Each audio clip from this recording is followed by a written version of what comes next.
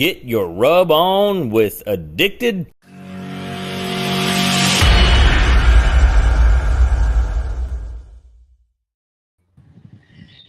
Hello, Addicted to the Q YouTube world. We have Smitty with Loot and Booty. This is sponsored by King Louie's Meat Apostles. How are you doing today? I'm awesome, man. Yeah. Hey, speaking of King Louie's, didn't he clean up at BBQA this past year? Yes, he did. I mean, I every other time they were calling him. He's got a good line of products out there. Yes. Yeah, we were joking. He was like, "You got 5." I was like, "Yeah, you beat me." He goes, "Well, we came 1 and 2. That's how we wanted to go." I got smoked. He's a good guy. Yeah, that's a good time. So before we start this, I have a question for you. Sure, man. I've been looking at I think it's your Jolly Roger, your brisket rub. How black does that turn the outside of a brisket? Because it looks pretty black. I mean, that's an unanswerable question. How black? That's kind of like saying, how good is it? Yes. It's the best. You know, I've heard good things, so I'm thinking about trying it. I mean, it's got, so the cool thing about that seasoning, the Jolly Roger season, I actually created that for tri-tip. That was my base protein that I used over and over to kind of get the seasoning right. But it does pair well with beef, and I use it in brisket. So I really just use it as the top, because when I'm in comp barbecue, I cook hot and fast a lot. You know, I don't have that really time to create that bark. So it gives me a lot of great flavor and having that look that it was, you know, cooked low and slow for a long time. So a little goes a long way with that. And like I said, what was cool about that product is my blackening agent isn't activated charcoal. It's a kiln dried coconut shell, which is, you know, I really won't have one of the only ones in the industry that is using that. So it's not bitter like activated charcoal can be. It's really smooth, but you still have that look, that dark bark color that you're getting. And then I have jalapeno and garlic, you know, the flavoring to go with it. So the question, how dark and how black does it get? It can get as black as you want it to. It can get my shirt black, or you can use a little bit and get it like light black, if that's a thing. Gray, I don't know. So as much as you want to use of it. That's one of those questions, like, how long is it going to take to cook the brisket? The brisket will tell you, man. I don't know. Okay. Earth will tell you. So as long as, for as light or heavy as you put it, is how dark. Exactly. It's going to take until it's done. That's how long it's going to take. So I guess I've already kind of said your team name, but where did the name come from? Oh man, Loot and Booty Barbecue. So yeah, I actually started in 2009. I got into it. I'm a Navy vet, and after the Navy, I went to Arizona State University here in Arizona and got a degree in finance. And I was working in banking for several years, and then eventually I worked for a bank that's based out of Kansas City, and they had an employee barbecue competition in Kansas City on the grounds of the American Royal. And I was born in Memphis, Tennessee. I was raised mostly in the South, Mississippi, Florida, Georgia. I know barbecue, it's around everywhere, but competition barbecue is not like anything you see anywhere else. So, you know, and I've always had a grill in my backyard. So when they said, hey, you want to go represent Arizona and Kansas City at this barbecue competition, I'm like, yeah, man, I can flip some steaks. I can make some wings on a grill. So they flew me out there, and I get there, and they had this big smoker for me, and they gave me a brisket, and it was the biggest piece of meat I've ever seen in my life. I'm like, what am I supposed to do with this thing? And then I see like RVs and people partying. I'm like, people do this? Like, that's a thing? And this was like 2006, 2007.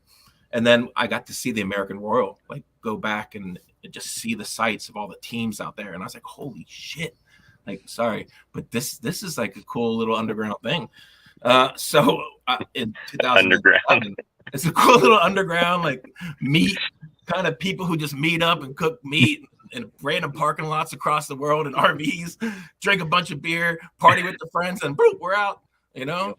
And I was like, oh shit, that's cool. I can do that. So after that event, I went back to Arizona and I researched everything barbecue, everything from competitions to smokers to all that. And I went to Home Depot and got a $40 El Cheapo Brinkman pork shoulder on my way home and made the worst piece of meat ever. And then eventually I just started in my backyard doing it, you know. This was like 2006, 2007. So I went back again in 2000, I think it was 8, as I was like, I'm going to start a team and doing this thing. So I had the logo in mind, the pig skull and crossbones, being a Navy vet.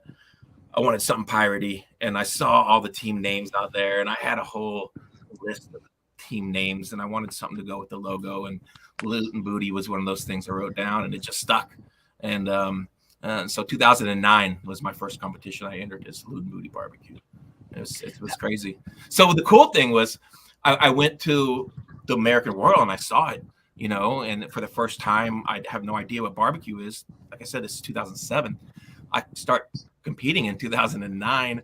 I get my first grand championship KCBS in 2013, and I get invited to the American Royal on the grounds of the same thing where I first started, having no clue what barbecue is, and I take reserve grand champion in the open that year with the first in chicken and the invitational, and seventh in ribs and several other walks. So it was surreal, being on the grounds, having no clue what competition barbecue was, and then coming back 7 years later and reserve grand champion for a team out west from Arizona. That's awesome. So would you say that's the biggest comp you've cooked, or with the Jack, or which one's the biggest one you've done? In terms of size, I've done the American Royal. This will be my 9th year. If it wasn't for COVID, this would be my 10th year. So it's my 9th year competing at the American Royal. That first year in 2014 when I went, and you get those calls, just like anything, like your first comp, you get a call. Guess what? You're doing that forever. You're quitting your job. You're going on trips. But it's like that at the American Royal. You get a call at the American Royal, you're going back every year. And just to see and to compete against the best of the best. That's what I always want to do, is push myself and compete against the best of the best. So I always love going to the American Royal. In terms of size, I think this past year it was 550, 530 teams, something crazy like that. I've done Houston Livestock, which is a huge event. I don't know if it's many teams, but it is a huge, monstrous event. I've done the meat stock events, and it's not that many teams, but in terms of size and like just the layout, it's crazy. I've done the Jack 4 times. I've represented that. It's not as big as the American Royal, but in terms of like the who's who of barbecue and competing against the best of the best, I think the Jack's one of the elite events of the year. But to me, the American Royal is it, man. It not only has the invitational full of, this past year was 250 grand champ, all killers out there, all grand champion teams. You're competing against every one of them. I mean, that's the cream of the crop. And then you go the next day and compete against 500 cats, where you just got to get it right. I think that that's probably my favorite and biggest events are the American Royal. So what was the RGC like this year? How'd your cook go? Oh God, that was crazy. So I did both the invitational and this past, I had 2 teams qualified. So over COVID, me and a bunch of buddies created a team called YSB Barbecue.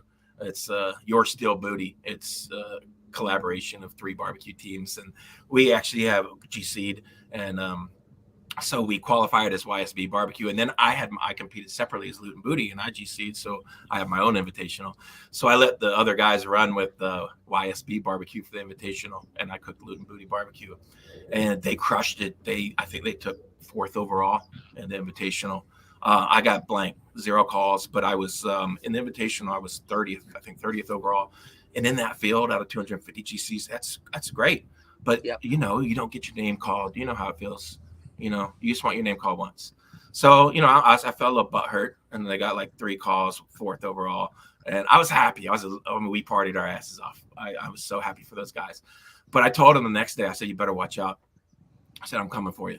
And definitely, I think every time, and knock on wood so far, every time I do a double, I usually think the second day's a little better. To me, I don't practice a lot. Every time I cook a comp, it's my practice for the next comp. I'm not really, I've done it so much. It's kind of robot zone. And, to me, it's just changing little flavor profiles here and there. Once you get tenderness down, it's all just a taste after that. So I don't practice a lot. I teach classes a lot. So that kind of keeps the rust off a little bit. But so always when I do a double, I usually think the next day's better. And I thought second day was way better. So going in, but you're also going into the American Royal against 550 teams. So it's always, cook good, make it tender, cross your fingers. Let's see what happens. And yeah, man, I got that chicken call, a ninth place chicken with all wings, all wing flats. And then I had a turkey call. We got first place potato world champions, Spud Studs, me and my buddy Mike Johnson. And then to get reserve grand champion with a one call on chicken. That's those calls like that are more exciting than a 3-call grand championship. On 3-call, 4, you got it. You wrapped it up. But when you get 1 call an American Royal, and then you get the reserve grand champion, it's like my heart's beating thinking about it. And it was just exciting to come back from 2014, doing well there. And I really like the Royal because I've gotten calls pretty much every year in something. But to get the reserve grand champion again this past year, kind of making a comeback was that was special. I really enjoyed that one. Well, it's weird because if you have 1 call but RGC, that means all 4 meets had to be consistent. They were exactly just out of the top 20 or 25. And if you look at the scores there, and I don't go by, and I tell people this all the time, they'll be like, "Oh, I placed this, and this. Why would I end up here?" I'm like, "It ain't your placements; it's your scores. Look at your scores. Doesn't matter. You could have had a 4th in chicken, and somebody could have 11th, and you may be 2 points off. So it really doesn't matter your calls; it's the scores. But you're 100% correct. Consistency is key in competition barbecue, and base hits win. You add up base hits. Don't go for the grand slam. You're probably gonna win the game. And when I say base hits, I'm talking like don't shoot for out of the park stuff. Just make it good. Make your stuff good. That's like when they were announcing the top, 10 overall, and that was all the teams that had gotten 3 calls. But I'm like, but they didn't get a call in something, and they must have got a lower score in that one. Yeah, and take them out of the. That's like there was a team this last 4-meat game. It's a 4-meat game that got a 180 in chicken and was second in ribs and got reserve over a team that didn't get even any 180s, but he had a consistent score. Base hits win, and that's what it's about. Obviously you want first place because that's the big check, that's a big trophy, and first place, you're leading the pack. But and like I said, it's a 4-meat game. I mean, if you cook 4 meats good and tender, consistent, make a good barbecue, then you got as much a chance as anybody else does. And then it's a luck game. You really control what you can control. There's things you can't control, but there are things that you can't control. You can control what goes in the box. You can control what you're giving to the judges. You can't control how they're going to eat it, where they're going to eat it from, if they eat it backwards, if they peel this off, and then, judges do some crazy shit. So you can't control that, but you can control what you can control. So, and that's, to me, I think when I went from good to kind of, I don't want to say great, but I think I'm doing okay, is when I started paying attention to the details and the little things. As a vet, a lot of this stuff is execution and organization and mise en place and, running and executing. So I think when I boiled down my program, not worrying about really the meat itself, because I can make it tender and put a seasoning and a sauce on it any day. Anybody can do that. I think when you detail in competition, no matter what you're doing, especially in competition barbecue, fine-tuning all the little details and getting everything efficient and smooth and easy is kind of things I kind of focused on. And then at the end of the day, getting that meat tender. But I'm a sucker for, when COVID happened in 2020, I actually wrote 2 barbecue books. And it was a good time to do that because everything was shut down, and it allowed me to do a lot of research, allowed me to get in my backyard, cook a lot. So I kind of fine-tuned details. I kind of fine-tuned the science of why I'm doing something, as opposed to, oh, I'm wrapping these ribs with the butter and sugar. Well, why? Well, I saw it on a video. This guy told me to do it, but they don't know why they're doing it. So I kind of focused on the why.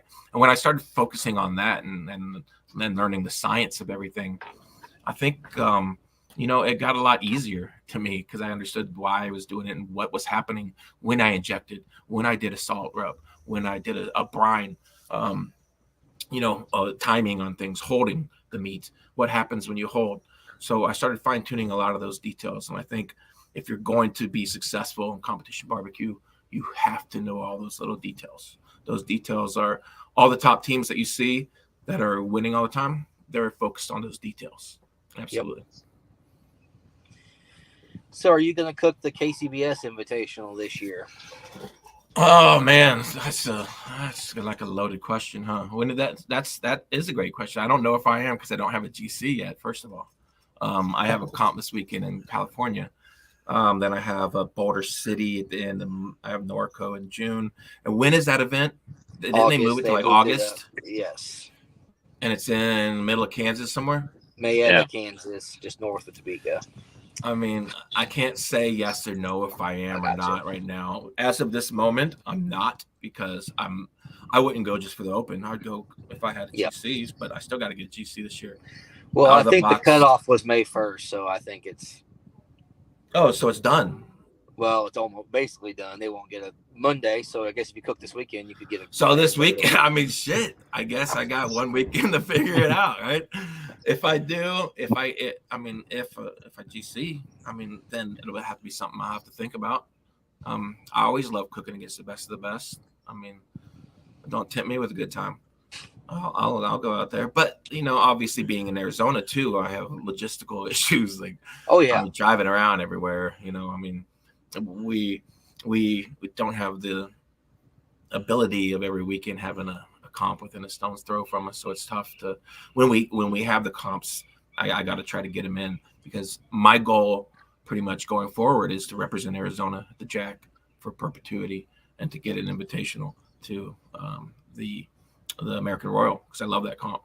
So I'm on a GC mission. The first comp this year I tied for GC and ended up taking reserve because a student of mine, which I love, actually beat me to grand.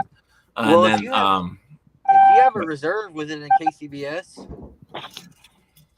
does that qualify? Yeah, is it GC and reserve? Yep. So you qualified.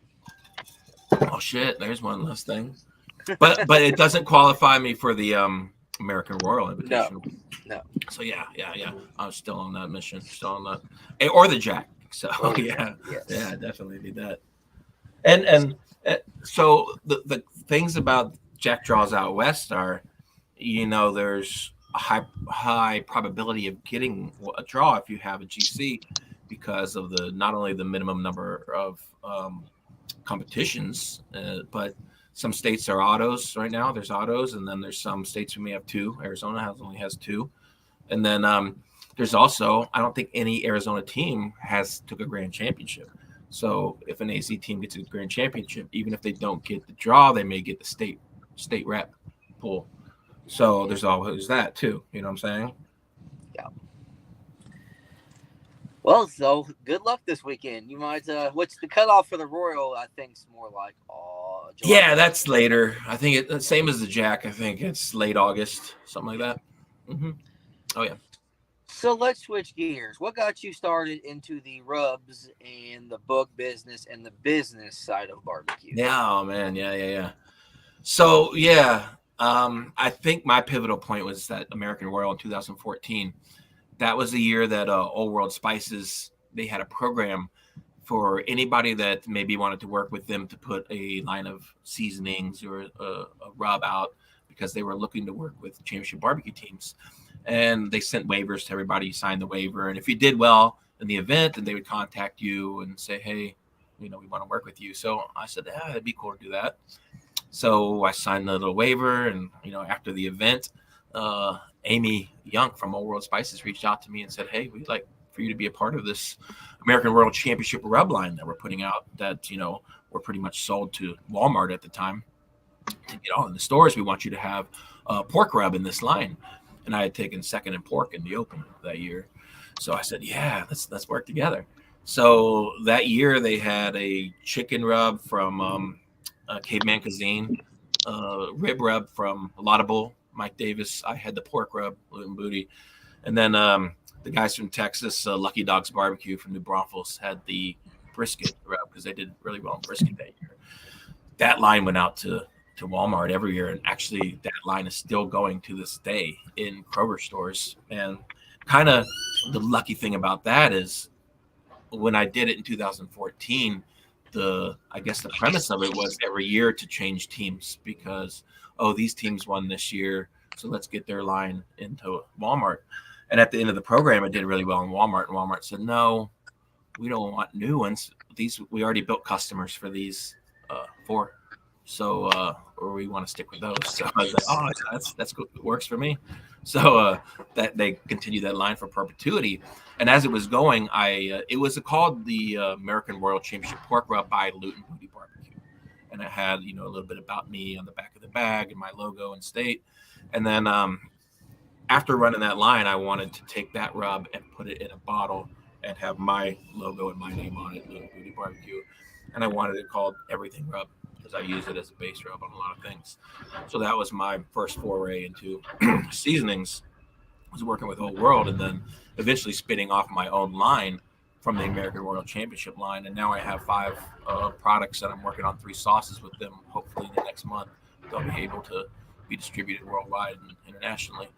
But that was kind of the turning point was 2014 when I had that opportunity to work with Old World Spices, and then switching gears into my own line. And it was about 6 years ago that I quit my corporate job. So I told you I was in the Navy, and then I went to Arizona State and got a degree in finance. I worked in commercial real estate finance, small business lending, private wealth management, a lot of that kind of stuff for years in the Valley here.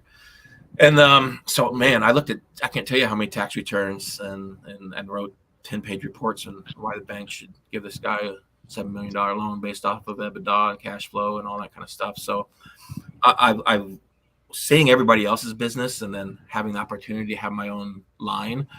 6 years ago, I cut the cord and I said, you know what, I'm gonna work the numbers and make my business and instead of working for these banks and making them money, I'm gonna make myself money. So it was a good time to get into barbecue and start my line. But I also, at the time, was working with companies like Green Mountain Grills as not only a brand ambassador, I was a manufacturer's rep. So I covered Colorado, New Mexico, a couple states for them. And I had several other things. I worked on my website, built that up. I created the Green Mountain Grills Backyard Pitmaster classes. So I actually just had my 106th barbecue class this past weekend in Kansas City.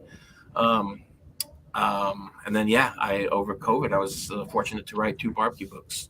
One's a complete barbecue book and then a book on sauces, ultimate book on barbecue sauces. So to me, it was one of those things, like I said, I'm a military background. When I decided to cut that cord, I knew I was giving up salary. I was giving up vacation days, 401ks. I was giving up a nice office, all the stuff.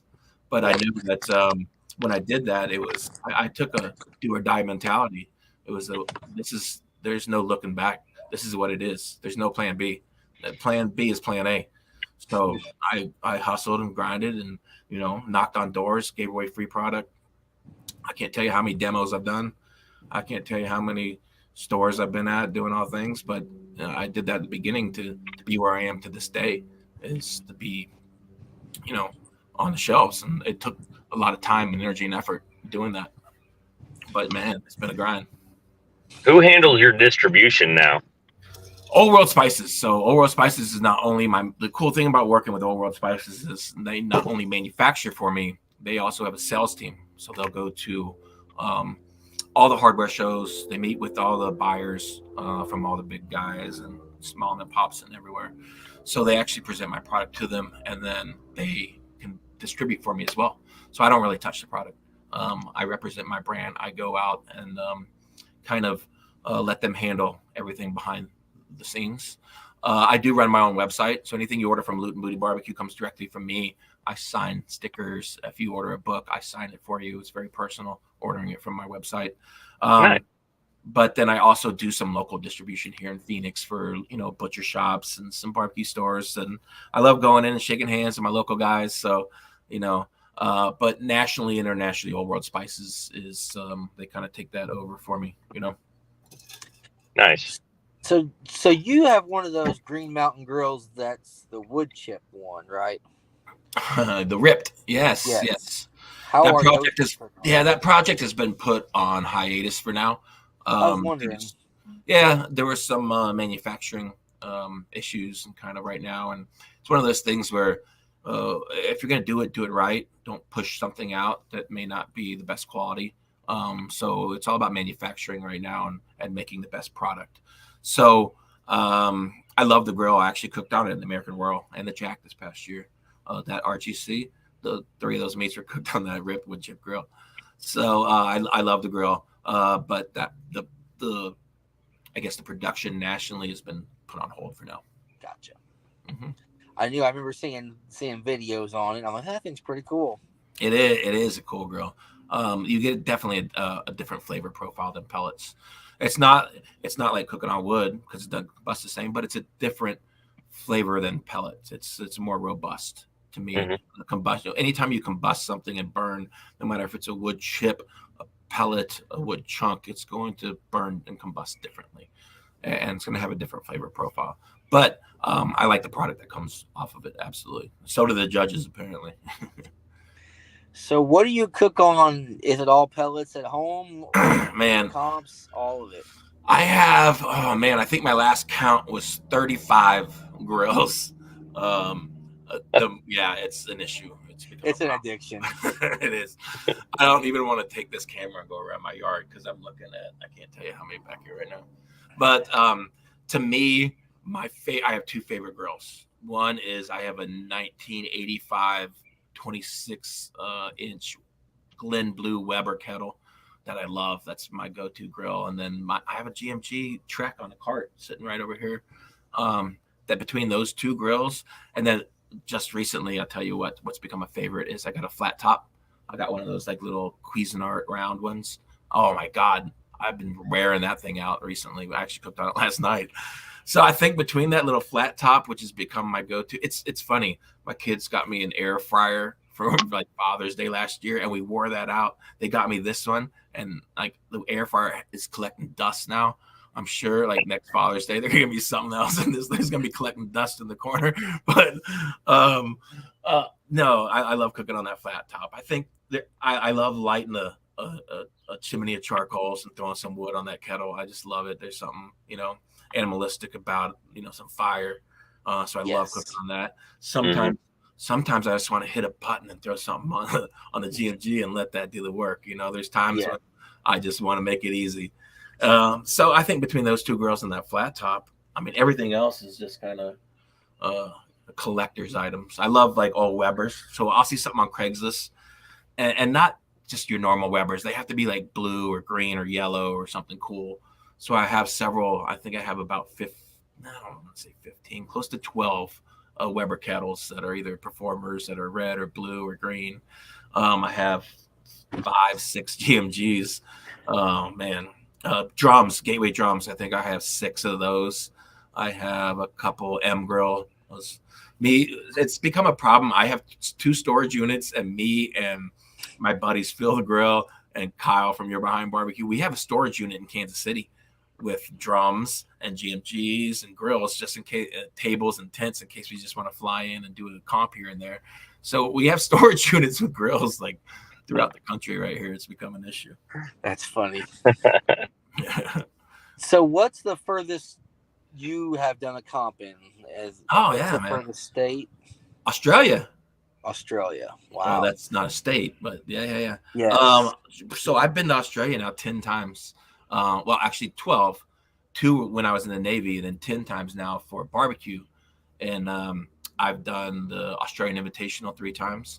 I actually took the first Grand Champion, the first year of the Australian Invitational Grand Champion in 2017. The cool thing about that was not only it's the ABA, which is the Australian Barbecue Alliance, and they have, the typical chicken, ribs, pork, and brisket, but the lamb is also a category. So you got 5 turn-ins for ABA. And, going into that comp, I knew I had to turn in lamb. So for 6 months, I cooked lamb over and over and over and over.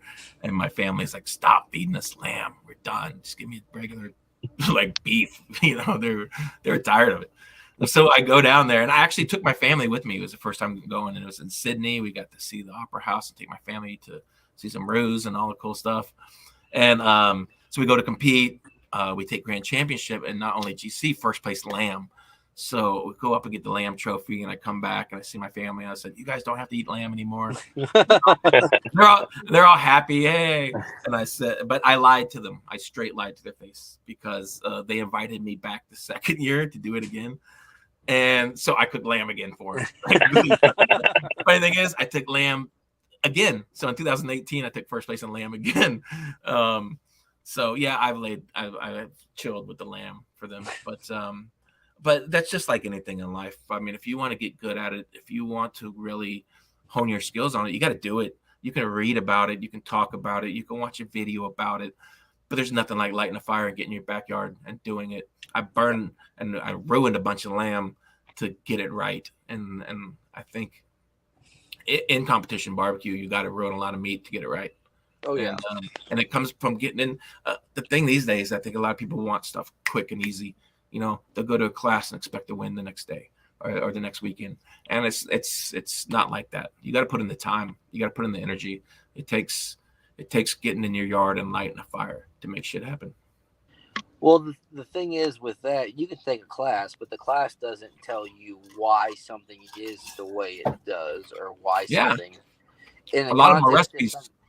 If something doesn't go right and you have to wrap your ribs 30 minutes later than what's on the timeline that they give you, what do? You know, that kind of stuff. And that comes from the battlefield.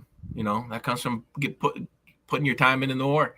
You know, lighting those fires, getting in the events, and then the more you do, the better you get. The more you see, the more you're going to know how to adapt and overcome. Because that's a big part of what we do is adapting and overcoming. The meat's going to do its thing. The grill's going to do its thing. Environment, world's going to do its thing.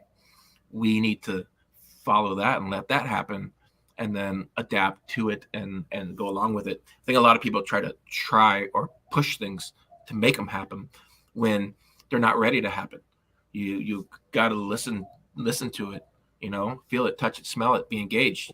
Once you start doing that, that's when you can sense, okay, now is the time. It's ready. Well, how do you know? Well, the brisket told me. And the more you do, the more you listen, the more it's going to tell you.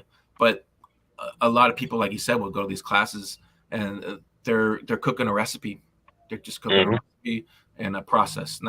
They're not cooking what's happening in the environment at the moment. You know. But yeah, I highly recommend people take classes because when I first started, a lot of them weren't available, or you didn't hear about them, or they weren't around. You just had to do it. You know, and now there's so much available. I mean, I teach classes. I got a line of online classes available at Barbecue Champs Academy. You can take my chicken ribs, pork brisket, everything. You see exactly what I do. And that's going to shave your learning curve like quickly. But take that information and go in your backyard and light a fire, cook it and do it. And don't just do that, but I say take what you're doing and incorporating some of the tricks and tips and nuggets of information that I'm doing. If you try to cook it exactly that way, it probably is not going to go your way because it's my way and my process, and I know it. I think you do better when you have your process, but you take that information and incorporate it into what you're doing. I think that's going to make you a way better cook than trying to cook somebody else's recipes. That makes sense? Mm-hmm. Yep. I just tried one time after a class to cook. Oh yeah. It didn't turn out anything like. It's not going to. It never is. It's always a different grill. It's not the same environment. It's not the same. It's not the same meat. It's not the same thing. A lot of these big name teams, and even me, I cook the best meat in the world. I do. I get sent the best meat in the world, and I teach classes to show people what I'm cooking on. Do you think people are going to go to their grocery store and get the best meat in the world? They're not. I mean, and I'm not saying you can't cook an inferior meat as well as you can, but we all know you start with an amazing product first. You start with that, the best you can buy, the best you can afford, and then we go from there. And competition barbecue is the same thing. This is 1 bite, 2 bite barbecue. You know, you got to start with the best in the world. When Wagyu started coming out, man, it crushed everybody's wallets. This was, I don't know when I started. I guess they started right 9, 10 around there. And everybody's like, oh man, now we have to cook Wagyu now. But you do. You got to cook the best meat in the world because that's what people are cooking. You see it in their posts. You see it in the pictures. You see who they're sponsored by. You know, these companies aren't going to give their sponsored teams shitty meat. They're going to give them the best stuff in the world, you know? Yep. And so it starts there. So, if you could change one thing about competition barbecue, what would it be? I wish there was more out west. No. Let's see. Change one thing. I would say if I can change one thing, it might be adding a little bit more creativity. I've done a lot of comps where we take that white styrofoam box, we load it with kale, and we all put the same 4-on-4 ribs, and every single one of them looks exactly the same. You can lay it out different, and I love playing with layouts. If you look at a lot of my posts, I try to think outside that box a little bit and go with different cuts. That kind of keeps my creativity going. What I love about like World Food Championships is it's barbecue, but it allows me to take that and turn it into something else and present another product, something that's something that maybe I thought of or in my head, not just the same 8 ribs and 6 ribs that everybody's putting in the same box, looking the same exact way. And I'll play the game, and that's what comp barbecue is about, is playing the game. You got to play the game. You know, I cook to the judges. I don't cook to me. I cook what they expect. You know, whatever they expect, I'm going to give it to them. You know, but I wish we can get a little bit more creative. I would love a Alabama white sauce with a little bit of Thai peanuts and some scallions on there, on some chicken in there. How amazing would that be for a judge to get that? You know, instead of everything covered in Blues Hog. And I love Blues Hog, and I love Tim, and I love the family. I use the sauce. I'm going to use it this weekend. But you know, I mean, a lot of us do the same thing. It's kind of in terms of flavor profile. A lot of us do the same thing, because what are we doing? We're giving the judges what they expect. So I think if I can change one thing, I would want to get a little. Why don't we throw some like teriyaki ribs in there, right? That'd be cool. Imagine the judge eating an amazing teriyaki rib, or like, I don't know, some awesome shredded barbacoa. It's like some brisket in there. I mean, that's what my wife said. She's like, when I first started, she's like, I said, you have to cook what the judges want. You know, it's not about what we like. It's not about what we like. No, and I would honestly, my comp barbecue, I take a bite of it because I want to know the taste. I want to know the flavor. But it's not something I prefer. It's not something I'm going to need a plate of. You know, I'm cooking to the judges. I'm cooking to what they expect. And so whatever they expect, I'm going to give it to them. Yeah. My representation of what KCBS competition barbecue is that's what I'm putting. That's what I'm trying to give to them. But like I said, I'm giving them what they expect. You in and out, man? You going to a drive-thru, getting a cheeseburger? No, my wife keeps calling. I'm trying to figure out what's going on. Tell her the KCBS rules have changed, and now they want teriyaki ribs. beef tacos. Yes, yeah. But you know, I like thinking outside the box. I like creativity. I like non-redundancy. But I also love competition barbecue. I love the people. I love the friends, the family I've gained from it. Competition barbecue also allows me to, you know, being a vet, you know, there's things going on in everybody's lives, but to me, it allows me to just focus on a mission. Yeah. Get in that trailer, and to just, the world goes away. You know, it's about that meat. It's about getting it right.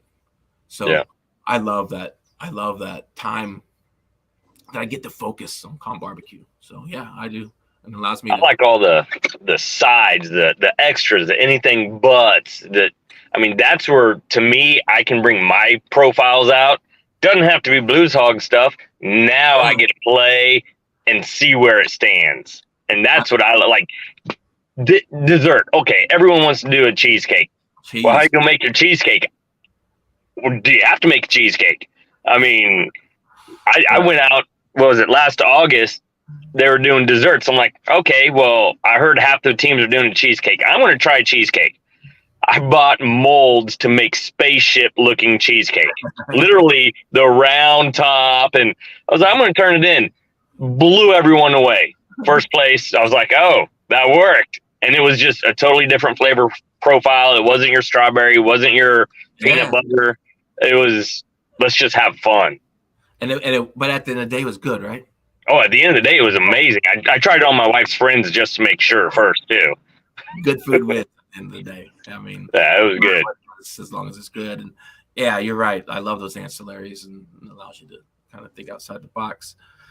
But man, I would just love it to be just a little bit more. Let us to like push the envelope a little bit more. And I've tried pushing the envelope, and the judges will smack your hands and say, "Get back in that box." Yep. You know. Yep. But to me, I used to test the waters a lot, and sometimes it worked, sometimes it didn't. But to me, if I didn't try it, I would never know. And I mean, to me, this is a marathon, not a sprint. I hope to be. I mean, I bet this is probably my 16th year in comp barbecue. I hope to make it 20, 30 more. You know, if all goes well. So it's a marathon to me. If I can try some stuff and test waters here and there, you know, I'm looking at a comp three down the road, not this next one. You know. Yeah. So what does the future look like? You said you got some sauces coming out? Yes, absolutely. So I actually do have a line of sauces right now. I have a local co-packer here in Phoenix. It's been making it for me for the last several years, but we got the opportunity now with Old World Spices, my rub manufacturer, who now works with Head Country as their co-packer. So now they can start co-packing for other people. So I already got my formulas. We got everything right. We got labels going. We just need to put it all together and get it in some bottles and get it in his hands. So hopefully by the end of this month, we'll have my 3 new sauces available through Old World Spices. Coming up at the mid next month, I'm actually competing at the World Food Championships final table, representing the barbecue category for $100,000. So I'm excited to go to Bentonville that weekend. We're cooking at the Brightwater Culinary Institute, and we have 3 rounds. And this is going to be one of the best culinary experiences of my life. You know, I get to compete against chefs and people who are experts in their field in culinary world. So to me, being able to represent the barbecue category, it's I take pride in it, and I'm excited. That is really exciting. Yeah, I'm stoked for that. And that's what's really cool, because it allows us to get outside that box. We present on a silver platter. So we're also presenting to the judges. We're telling them, this is what we did, why we did it. We explain it to them. Food is best when you know what you're eating. I think you get to experience those flavors. If I tell you you're going to taste a little bit of this bitterness from this, or the acidity, and which matches and pairs this, you can actually see taste and hear what's going on in your mouth as it's happening. And if a lot of people's palates may miss something if you don't know exactly what you're eating. Yeah. Well, Brian, do you have any more questions for him? No, just look forward to seeing you at another comp somewhere. Yeah, man. So I'll be on the West Coast here. Are you guys going to the Royal? I'll be at the Royal. Yes. Yeah. Well, God willing, I'll be there. I'll be in Mayetta too. We'll see. Mayetta. Oh man, I'm gonna have to figure that one out. There is a comp in August, the Raider Red at Texas Tech in Lubbock, the Raider Red event. I think it's the weekend after, though, that I'll be doing in Lubbock. But man, now you got me thinking, since I'm qualified for that event.